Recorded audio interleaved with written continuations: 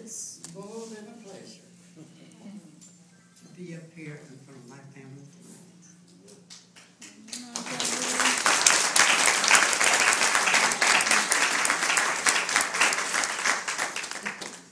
I love all of you, and I don't have no trouble loving people, especially my people. And what I want to say, I want to give you some more history along the history that we have. Aunt Ida, she had her ice cream parlor in the 20s in Savannah, Georgia. That's one of the additions. Then we had Charles Brown, my sister Carr's son, was the first black man to finish Georgia Tech and taught 3 years in Africa.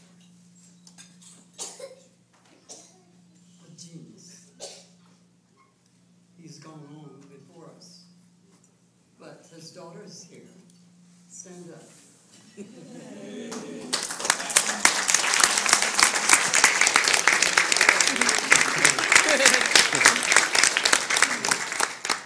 And she's a little genius herself.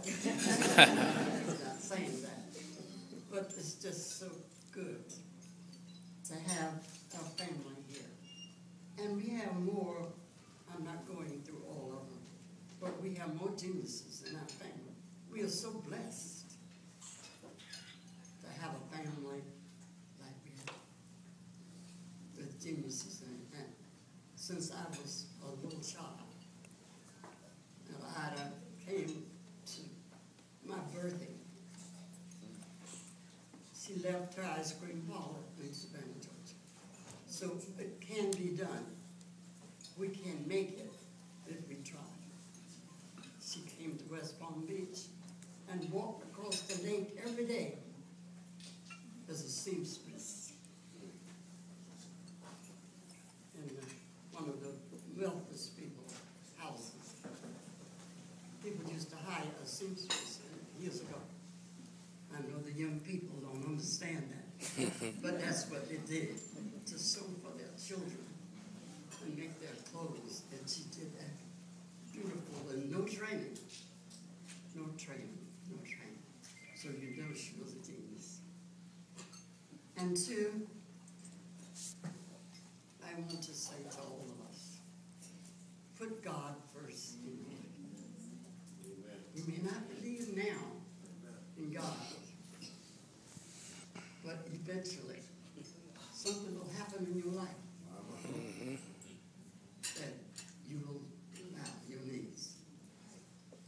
And I know many things has happened to me, although I believed very early. Believe and forgive. That's very important. Forgiving was one of my hardest ones. To forgive those that robbed me of the pursuit of happiness. And that's what Rob was robbed of, the pursuit of happiness. When you take away a generation of people's education and don't let them go to school, don't have no schools for them, you've taken away. You've taken it away. So to my young people, I just had a 91st birthday. Thanks to the Lord.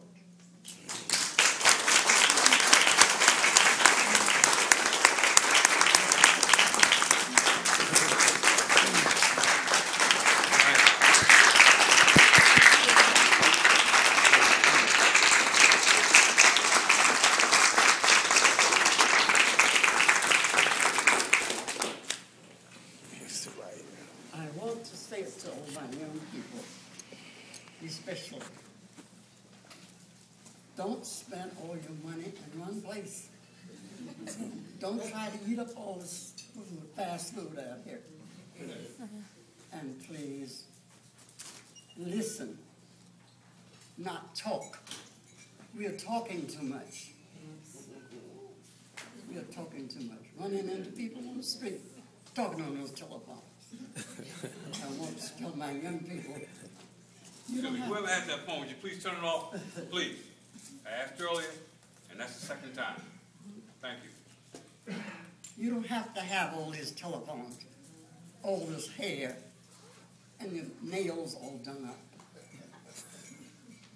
You don't have to have that all the time. You don't have to spend all your money for that. And you don't have to have it.